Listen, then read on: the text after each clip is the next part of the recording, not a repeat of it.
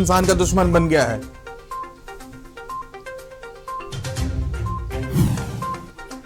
अपनी सरकार और उन्नति पोर्टल का सीएम धामी ने किया शुभारंभ।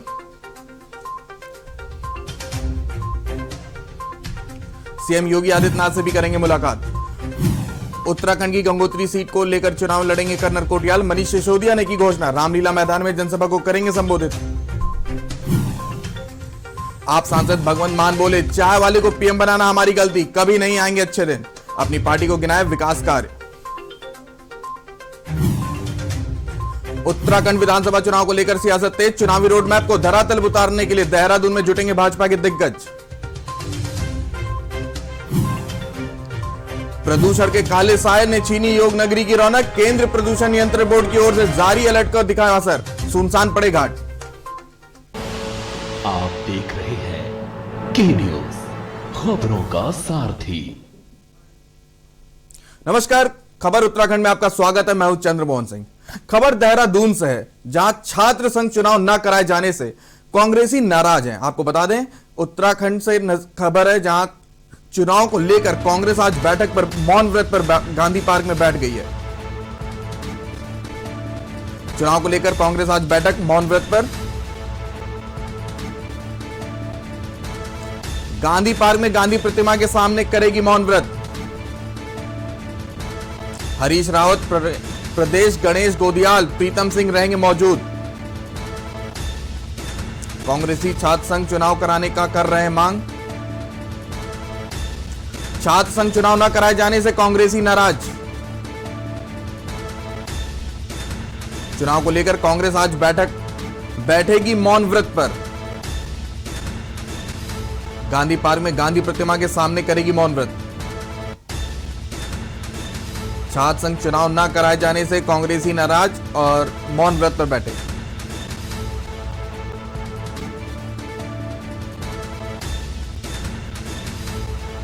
गांधी पार्क में गांधी प्रतिमा के सामने करेगी मौन व्रत। हरीश रावत, प्रदेश गणेश गोदियाल, प्रीतम बैठेंगे इस अनशन पर। कांग्रेसी छात्र संघ चुनाव कराने को लेकर कर रहे हैं मांग। आपको बता दें, छात्र संघ चुनाव न कराए जाने से कांग्रेसी नाराज हैं। चुनाव को लेकर कांग्रेस आज बैठेगी मौन व्रत पर। गांधी पार्क में गांधी प्रतिमा के सामने करेगी मौन व्रत। छात्र संघ ना होने से कांग्रेसी नाराज हैं, आज मौन व्रत।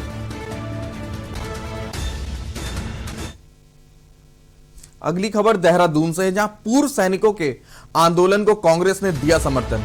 आपको बता दें, सैनिक निदेशालय देहरादून में पूर्व सैनिक दे रहे हैं धरना। विभिन्न मांगों को लेकर पूर्व सैनिक दे रहे हैं धरना। हरीश रावत, गणेश गोदियाल समेत तमाम शीर्ष नेताओं ने दिया धरना। पूर्व सैनिकों के आंदोलन को कांग्रेस ने दिया। सैनिक निदेशालय देहरादून में पूर्व सैनिक दे रहे हैं धरना। विभिन्न मांगों को लेकर पूर्व सैनिक दे रहे हैं धरना। आपको बता दें, देहरादून से खबर है, जहां हरीश रावत, गणेश गोदियाल समेत तमाम शीर्ष नेताओं ने दिया है धरना। पूर्व सैनिकों के आंदोलन को कांग्रेस ने दिया है समर्थन। सैनिक निदेशालय देहरादून में पूर्व सैनिक दे रहे हैं धरना। देहरादून से खबर बता रहे हैं आपको, विभिन्न मांगों को लेकर पूर्व सैनिक दे रहे हैं धरना, जिसका कांग्रेस ने समर्थन किया है। हरीश रावत, गणेश गोदियाल समेत तमाम शीर्ष नेताओं ने इसका समर्थन किया है और धरना दिया है।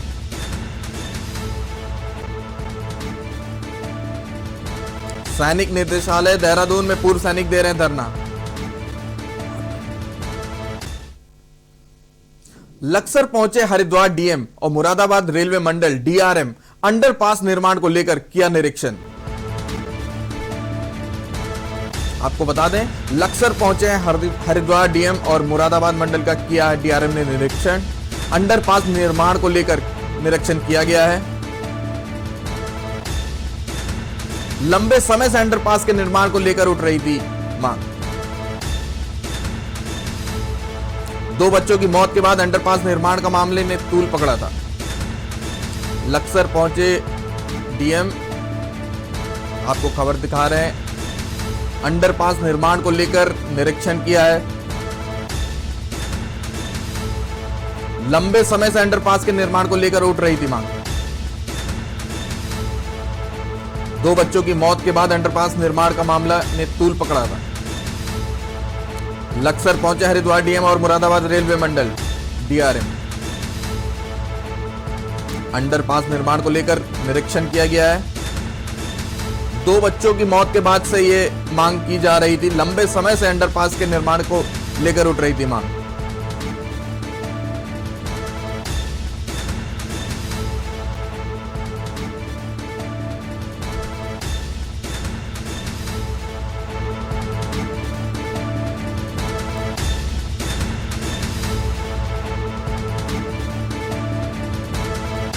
लंबे समय से अंडरपास के निर्माण की मांग उठ रही थी। आपको बता दें 2 बच्चों की मौत के बाद अंडरपास निर्माण का मामले ने तूल पकड़ा था। लक्सर पहुंचे हरिद्वार डीएम और मुरादाबाद रेलवे मंडल के डीआरएम। अंडरपास निर्माण को लेकर किया निरीक्षण।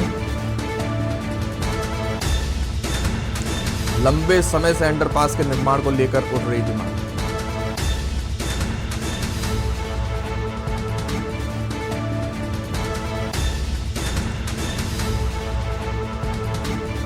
और इसी खबर पर हमारे साथ हमारे संवाददाता राम गोपाल जुड़ चुके हैं। राम गोपाल, क्या कुछ ताजा खबर है? जैसा कि पहले 2 बच्चों की मौत हो गई थी, उसके बाद से लगातार मांगे उठ रही थी यहां पर अंडरपास बनाने की, तो आज उसी को लेकर ये जो निरीक्षण किया गया है, क्या जानकारी है? बिल्कुल, देखिए लंबे समय से लक्सर जो ओवरब्रिजेस के नीचे अंडरपास को लेकर के लंबे समय से जो स्थानीय है उनके द्वारा मांग उठ रही थी कि अंडरपास का निर्माण हो, ताकि जो हजारों लोग जो जान जोखिम में डालकर रेलवे क्रॉसिंग करते हैं उसको लेकर एक वैकल्पिक मार्ग यहाँ बने। तो उसको लेकर जिस तरीके से छठ पूजा के दिन 2 बच्चों की ट्रेन की चपेट में आने से दर्दनाक मौत हुई है, और कहीं ना कहीं जो गुस्सा है जो लोगों का वो एक भड़क रहा है, और साथ में धरना प्रदर्शन भी यहाँ लोगों ने किया है, और अभी भी लगातार धरना प्रदर्शन जारी है। क्योंकि आज जो है डीआरएम खुद मुरादाबाद मंडल के जो अजय नंदन है वो, और साथ में जिलाधिकारी हरिद्वार विनय शंकर पांडे वो मौके पर पहुंचे हैं। और साथ में जो निरीक्षण है वो क्या है, कहीं ना कहीं ये कहा जा सकता है कि जो लंबे समय से जो मांग उठ रही थी वो उसका जो रास्ता है वो कहीं ना कहीं अब साफ होता दिखाई दे रहा है। क्योंकि जल्द ही ये जो लक्सर विधायक है वो भी साथ में मौजूद थे, उनके द्वारा भी ये कहा गया है बातचीत में कि जिस तरीके से जो वैकल्पिक मार्ग की जो मांग उठ रही थी वो अब पूरी कर दी जाएगी जल्दी। जैसा कि आज निरीक्षण हुआ है, तो क्या इसमें कोई निर्धारित तिथि बताई गई कि कब तक ये निर्माण कार्य पूरा हो सकता है, या सिर्फ ये कागजी कार्रवाई हो रही है? बिल्कुल, देखिए वाकई ही आपने बहुत महत्वपूर्ण सवाल किया है। क्योंकि जिस तरीके से पहले लंबे समय से जो मांग उठ रही थी, काफी विज्ञापन जो है लोगों ने स्थानीय निवासियों ने मतलब सरकारी माध्यम से जो है दिए हैं, लेकिन अब जिस तरीके से जो एक गुस्सा लोगों का उभर करके सामने आया है, और अभी जिस तरीके से बातचीत में बताया भी है डीआरएम और खुद जिलाधिकारी विनय शंकर पांडे ने, क्योंकि 15 दिन के लगभग का जो एक समय निर्धारित किया गया है कि उसमें जो धरातल पर जो कागजी कार्रवाई है वो पूरी करने के बाद जो है 15 दिन के बाद जो निर्माण कार्य है वो शुरू कर दिया जाएगा, ताकि जो स्थानीय निवासी हैं उनको एक राहत की सांस मिल सके। क्योंकि लंबे समय से जो है ये वैकल्पिक मार्ग को लेकर मांग उठ रही थी। हालांकि धरना स्थल पर अभी भी जो है लोग मौजूद हैं, धरने की मांग कर रहे, क्योंकि जो खुद जिलाधिकारी और डीआरएम है वो धरना स्थल पर नहीं पहुंचे हैं। तो कहीं ना कहीं ये भी कहना और भी ज्यादा हो सकता है, क्योंकि जिस तरीके से जो लोग हैं वो धरना स्थल पर है, और ये कहा जा सकता है कि जो मांग लंबे समय से उठ रही थी वो पूरी होने की जो है। जानकारी देने के लिए आपका धन्यवाद। हमारे संवाददाता हमारे साथ जुड़े हुए थे, जिन्होंने बताया कि अंडरपास के निर्माण को लेकर निरीक्षण पूरा कर लिया गया है।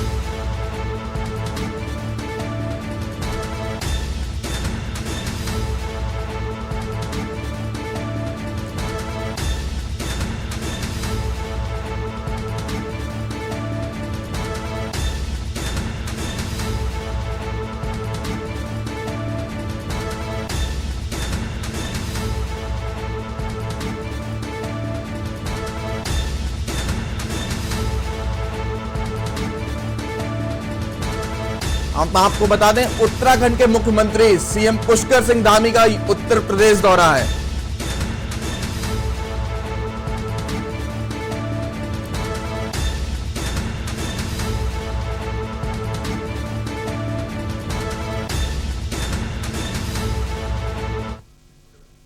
हम आपको बता रहे हैं, जहां उत्तराखंड के मुख्यमंत्री सीएम पुष्कर सिंह धामी का यूपी दौरा है। पूर्व छात्रों की सभा में शामिल होंगे सीएम धामी। छात्र जीवन की यादों को साझा भी करेंगे सीएम धामी। परिसंपत्तियों पर सीएम योगी से सीएम धामी करेंगे महत्वपूर्ण वार्ता। सीएम धामी का 3 दिवसीय यूपी दौरा चल रहा है। पूर्व छात्रों की सभा में शामिल होंगे सीएम धामी। छात्र जीवन की यादों को साझा भी करेंगे सीएम धामी। आपको बता दें, उत्तराखंड के मुख्यमंत्री उत्तर प्रदेश के दौरे पर हैं, 3 दिवसीय दौरे पर हैं।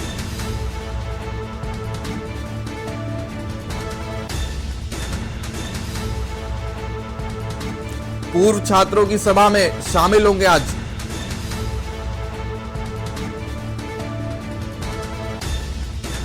और इसी खबर पर राजेश शर्मा हमारे ब्यूरो चीफ उत्तराखंड जुड़ चुके हैं। राजेश, क्या कुछ ताजा अपडेट है, क्या जानकारी है?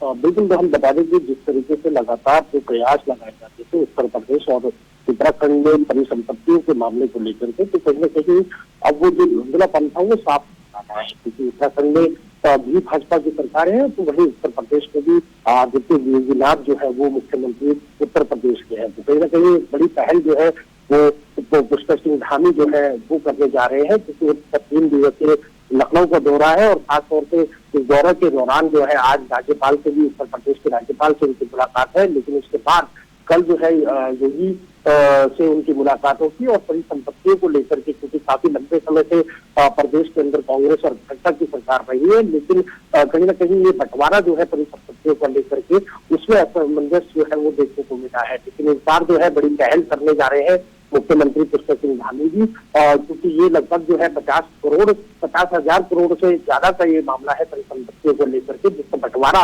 राज्य गठन होने के बाद से लेकर अभी तक नहीं हुआ। उसी को लेकर के एक परिचर्चा जो है इस बार दोबारा जो है योगी से साथ धामी की हो सकती है, और इसको लेकर के बड़े प्रयास लगाए जा रहे हैं कि एक बड़ा जो है कहीं ना कहीं राहत जो है वो प्रदेश को, आम जनता को जो है वो मिल सकती है। और ये खासतौर से धामी सरकार को एक बड़ी पहल जो है, अगर इस तरीके की अगर ये मामला जो है परिसंपत्ति का मामला जो है अगर उत्तर प्रदेश सरकार के साथ बन जाता है, तो कहीं ना कहीं एक बड़ी प्रोग्रेस जो है वो उत्तराखंड के लिए हो सकती है। जी राजेश, जब से यूपी और उत्तराखंड अलग हुआ तब से परिसंपत्ति का मामला सामने आ रहा था। अब चूंकि भाजपा की सरकार दोनों ही राज्यों में है, उत्तर प्रदेश में भी उत्तराखंड में भी, तो क्या ये कब तक ये समाधान होने के आसार लग रहे हैं? क्या चुनाव से पहले कुछ निर्णय आ सकता है? बिल्कुल, क्योंकि कोई मौका जो है वो भाजपा नहीं छोड़ेगी प्रदेश के लिए, और खास तौर से प्रदेश की जो जनता है उसको जो है ज्यादा से ज्यादा जो राहत जो है वो देने की, क्योंकि और सबसे बड़ी बात ये भी है कि मुख्यमंत्री पुष्कर सिंह धामी को अभी बहुत कम समय मिला है, और लेकिन जिस तरीके के निर्णायक निर्णयों को लेकर के वो एक पहल करने के लिए उतर चुके हैं मैदान में, तो कहीं ना कहीं ये सराहनीय है। और इसी का एक बड़ा महत्व जो है वो कहा जा सकता है कि जो 3 दिवसीय दौरा उत्तराखंड से यूपी का जो खासतौर से धामी का लगा है, वो एक बड़ी जो है सौगात जो है वो प्रदेश को दे सकता है, क्योंकि जैसे मैंने आपको बताया कि 50,000 करोड़ से ज्यादा का परिसंपत्तियों का मामला जो है अभी तक रुका हुआ है। और इसमें कई जो सरकारें, पिछली सरकारें जो 22 सालों में आई है, हर एक सरकार ने प्रयास किया है कि इस परिसंपत्तियों का जो मामला है उसका निवारण किया जाए, लेकिन अभी तक कोऑर्डिनेशन जो है उत्तराखंड की सरकार और उत्तर प्रदेश की सरकार का नहीं बन पाया। और लेकिन जिस तरीके से उत्तर प्रदेश में भी भाजपा की सरकार है और साथ ही उत्तराखंड में भी भाजपा की सरकार है, तो कहीं ना कहीं एक बड़ी पहल जो है वो कहीं ना कहीं हो सकती है, और एक बड़ी राहत और एक बड़ी सौगात जो है आगामी जानकारी देने के लिए आपका धन्यवाद। ये हमारे साथ जुड़े हुए थे राजेश, जिन्होंने बताया परिसंपत्ति पर सीएम योगी और सीएम धामी एक महत्वपूर्ण वार्ता करेंगे आज।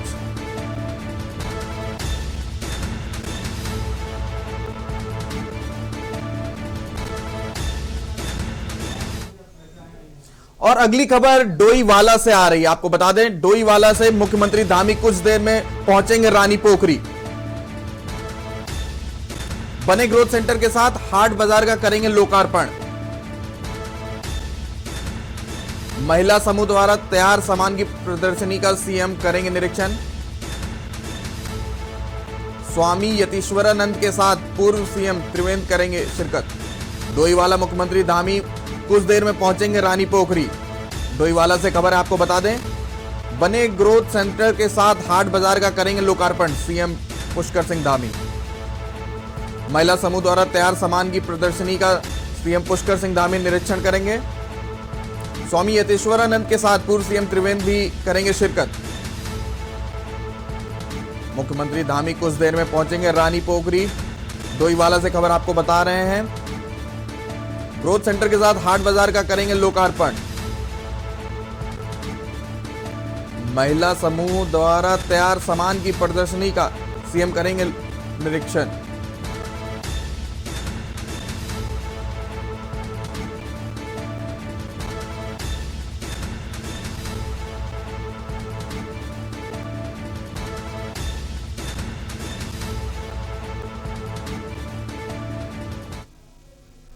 सीधा रुख करते हैं महोबा का, जहां पे सीएम योगी आदित्यनाथ हवाई निरीक्षण कर रहे हैं।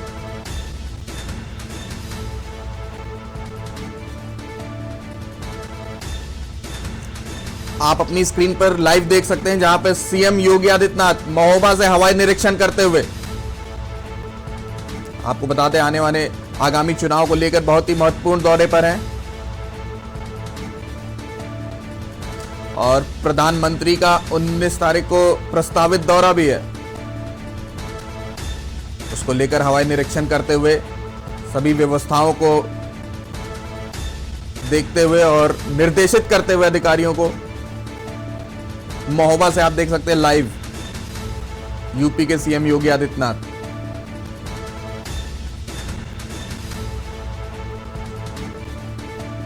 आपको बता दें पीएम नरेंद्र मोदी का प्रस्तावित दौरा है, उसको लेकर निरीक्षण के लिए गए हुए हैं सीएम योगी आदित्यनाथ।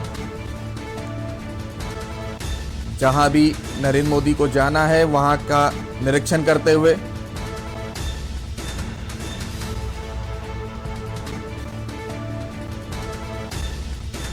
आप महोबा से लाइव देख सकते हैं।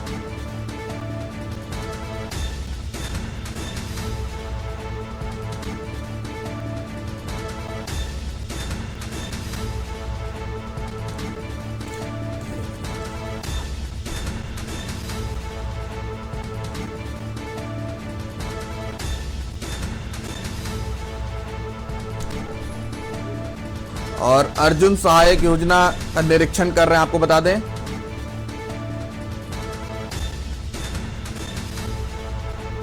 महोबा से आप लाइव देख सकते हैं, जहां पर सीएम योगी आदित्यनाथ पहुंचे हुए हैं,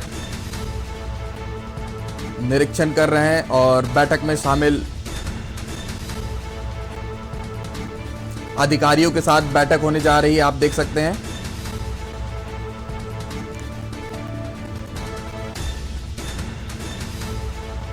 आप महोबा से सीधी तस्वीरें देख सकते हैं, जहां सीएम योगी आदित्यनाथ पहुंचे हुए हैं। पहले उन्होंने हवाई निरीक्षण किया, उसके बाद जहां पर भी पीएम नरेंद्र मोदी को जाना है वहां का निरीक्षण किया, उसके बाद अभी अधिकारियों के साथ बैठक करते हुए नजर आ रहे हैं महोबा में सीएम योगी आदित्यनाथ।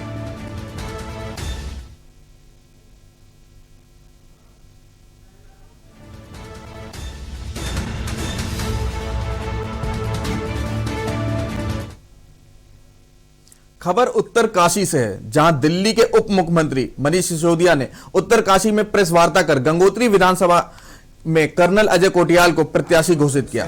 आपको बता दें उन्होंने दिल्ली की तर्ज पर यहां के स्कूलों, सड़कों और बिजली की व्यवस्थाओं को सुधारने की बात कही। साथ ही उन्होंने सरकार बनने पर उत्तराखंड को आध्यात्मिक प्रदेश घोषित करने की बात कही एवं विधवा दिव्यांग पेंशन बढ़ाने की बात भी कही। खुशखबरी है कि आम आदमी पार्टी ने तय किया है कि गंगोत्री विधानसभा सीट से आम आदमी पार्टी के नेता और उत्तराखंड के जन जन के दिल में बस।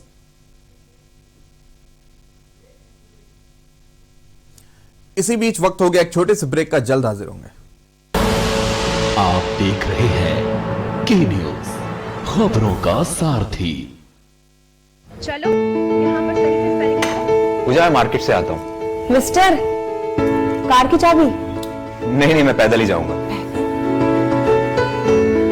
पापा, नॉट बैड। हाँ यार, अपनी दिल्ली सरकार बोलती है कि पॉल्यूशन कम करने के लिए हफ्ते में एक बार अपनी गाड़ी से एक ट्रिप कम करें और उसकी बजाय पब्लिक ट्रांसपोर्ट या कारपूल का इस्तेमाल करें। It's a small request, make sense, no?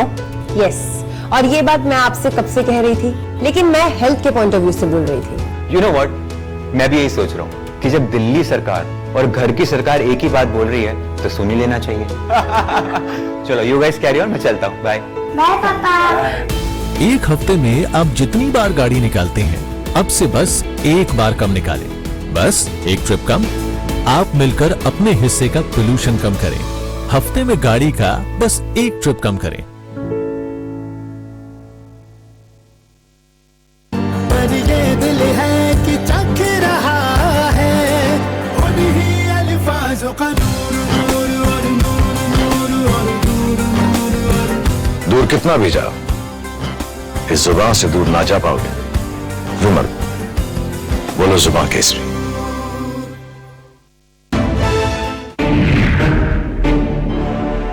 विधायक जी के दावों की क्या है हकीकत? कितनी हकीकत, कितना फसाना? जनता की उम्मीदों पर कितना खरे उतरे विधायक जी? एक एक सीट का हिसाब के न्यूज पर रोजाना दोपहर 2:30 बजे विधायक जी ने क्या किया? आप देख रहे हैं के न्यूज, खबरों का सारथी। ब्रेक के बाद आपका स्वागत है। उत्तराखंड में विधानसभा चुनाव को लेकर सभी राजनीतिक दल सक्रिय हो गए हैं। सभी पार्टी के नेता अपने क्षेत्र में लोगों से मिल रहे हैं।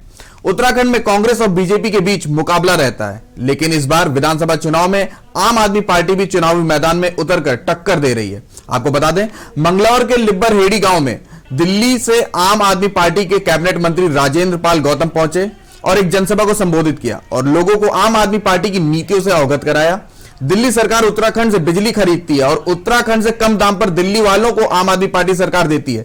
यदि उत्तराखंड में आम आदमी पार्टी की सरकार बनी तो हम दिल्ली की तर्ज पर सरकारी स्कूल बनाएंगे और उत्तराखंड का विकास करेंगे। जनता के अंदर उत्साह है और ये सब प्रोग्राम जो है जनता के साथ होते हैं। नेता का काम तो सिर्फ एक बात ये होता है कि अपनी जनता तक अपनी बात पहुंचा दे कि जी आज ऐसे ऐसे हमारे नेता आ रहे हैं या हम कुछ कहना चाहते हैं, लेकिन जनता का उत्साह ये है कि वो किस तरीके से उस चीज़ में अपने आप पहुंचती है और अपने नेता को सुनती है और फिर सही चुनाव करती है। तो मेरा मानना है कि इस तरह के प्रोग्राम हम लगातार करते जाएंगे और इनकी संख्या बढ़ती जाएगी। समझता कि उत्तराखंड की जनता ने कांग्रेस बीजेपी दोनों की सरकारों को देखा है, दोनों के झूठे वायदों को देखा है और जो उम्मीद उनको दिखाई गई थी वो उम्मीद पूरी हुई नहीं है। आज आप समझिए कि उत्तराखंड से बिजली खरीद के अगर केजरीवाल दिल्ली की जनता को 200 यूनिट फ्री दे सकते हैं और 200 यूनिट से 400 यूनिट तक 50% माफ करके और बाकी भी सस्ते दाम पे दे सकते हैं। उत्तराखंड से भी सस्ती बिजली उत्तराखंड से खरीद कर दिल्ली की जनता को अगर अरविंद केजरीवाल दे सकते हैं, इसका मतलब नीयत चाहिए। 2 दिन पूर्व हुई कांग्रेस नेता सलमान खुर्शीद के घर में गोलाबारी और आगजनी के मामले में फॉरेंसिक जांच टीम मुक्तेश्वर स्थित खुर्शीद के घर सतखोल पहुंची। आपको बता दें, टीम की जांच में घर के भीतर से गोलियों के खोखे मिले हैं। उन्हें जांच के लिए भेजा जा रहा है। जांच के दौरान केयरटेकर परिवार के साथ मुक्तेश्वर पुलिस भी मौके पर मौजूद रही। हालांकि अभी तक इस मामले में पुलिस के हाथ खाली हैं, किसी भी आरोपी की गिरफ्तारी नहीं हो सकी है। वहीं पुलिस ने आरोपियों को गिरफ्तार कर 3 टीमें गठित कर दी हैं और वीडियो के आधार पर अन्य लोगों की भी पहचान की जा रही है। कल ही मुकदमा इसमें दर्ज कर लिया था और एसओ मुक्तेश्वर मौके पर गए थे। कुछ उन्हें खोखे बरामद हुए थे, उन्होंने लिखित पढ़त में उन्हें कब्जे में लिया। एफएसएल की टीम कल रात भी गई थी वहाँ। आज सुबह भी एफएसएल की टीम वहाँ पहुँची है, तो उन्होंने कुछ बुलेट्स बरामद किए हैं और जो भी चीज़ें हैं वो सब बरामद करी गई हैं। बाकी जो एक नामजद है उसकी तलाश करी जा रही है। जो अन्य लोग हैं वीडियो को देख करके उनकी पहचान करी जा रही है। जब 3 टीम हमने इसमें बना रखी हैं, जल्द उन लोगों की गिरफ्तारी की। खबर बेरीनाग से है, जहां बेटी हर क्षेत्र में आगे है। वहीं प्रधानमंत्री नरेंद्र मोदी बेटी बचाओ बेटी पढ़ाओ अभियान को बेरीनाग विकासखंड के 9 गांव इगराली रामलीला कमेटी के द्वारा आयोजित रामलीला में देखने को मिल रहा है। आपको बता दें, जहां राम लक्ष्मण सीता सहित 9 लड़कियों के द्वारा अलग अलग अभिनय किया जा रहा है। यह पिछले 3 वर्ष से लगातार होने वाली रामलीला इनके बखूबी अभिनय किया जा रहा है, जिससे यह रामलीला पूरे क्षेत्र में आकर्षण का केंद्र बनी हुई है। जहां रामलीला में अभिनय कर रही बेटियों ने उन्होंने बताया कि अभिनय के दौरान उन्हें नहीं लगता कि वह बेटियां हैं।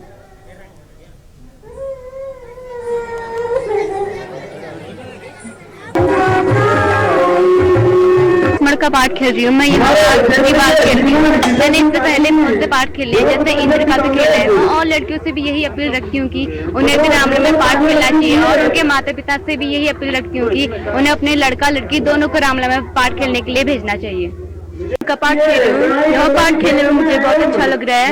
अधिकांश जगह सब जगह लड़कों को ही राम का पार्ट खिलाया जाता है, लेकिन यहाँ मैं लड़की होने के बावजूद भी राम का पार्ट खेल रही हूँ। और मैं लोगों से भी यही अपील करती हूँ कि लड़कों और लड़कियों में कोई भेदभाव न करें, सभी लड़कियों को इस तरह के कार्यक्रमों में आगे भेजें।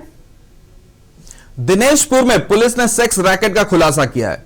क्षेत्र में काफी लंबे समय से स्कॉट सर्विस वेबसाइट के नाम से सेक्स रैकेट चलाया जा रहा था। आपको बता दें, उधम सिंह नगर के वरिष्ठ पुलिस अधीक्षक और पुलिस उपाधीक्षक नगर नोडल अधिकारी एएसटीयू जनपद उधम सिंह नगर के निर्देशन में एएसटीयू प्रभारी निरीक्षक बसंती आर्य द्वारा जनपद में अनैतिक व्यापार और बाल विवाह मानव तस्करी की रोकथाम हेतु लगातार कार्य किया जा रहा है।